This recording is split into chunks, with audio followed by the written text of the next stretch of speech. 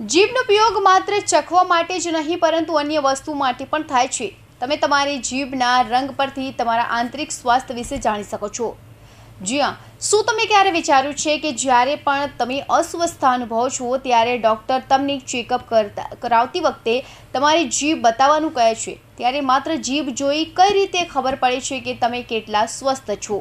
તમારી જીભનો રંગ તમારા શરીરના અનેક રોગોના રહસ્યો ઉજાગર કરે છે. જેમ પીળી ત્વચા અને પીળી આંખો જોઈને કમળો નક્કી કરી શકાય છે, તેવી જ રીતે તમે સ્વસ્થ છો કે નહીં તમારી જીભના રંગ પરથી નક્કી કરી શકાય છે. જીભના વિવિધ રંગો તેમને વિવિધ રોગો વિશે સંકેત આપે છે, જેથી જો સહેજ પણ લક્ષણો દેખાય તો તમારે ડૉક્ટરનો સંપર્ક કરવો જોઈએ. જો તમારી જીભ આછો ગુલાબી રંગના છે તો તમે ચિંતા કરવાની જરૂર નથી કે સામાન્ય જીભનો રંગ આછો ગુલાબી હોય છે. તેના પર પાંચનું સફેદ પણ હોઈ શકે છે. આ સ્તર સામાન્ય છે અને તેને સાફ કરવાની જરૂર નથી.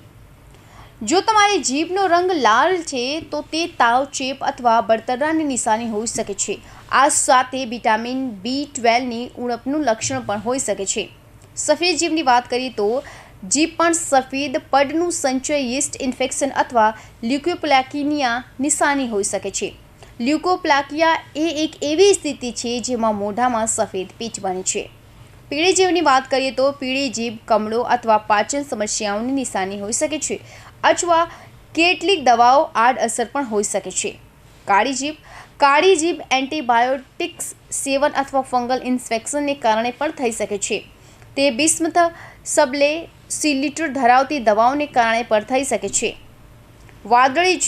વાદળી જીભ એ શરીરમાં ઓક્સિજનની ઉણપનો સંકેત હોઈ શકે છે. તે હૃદય અથવા ફેફસાની સમસ્યાનું લક્ષણ પણ હોઈ શકે છે.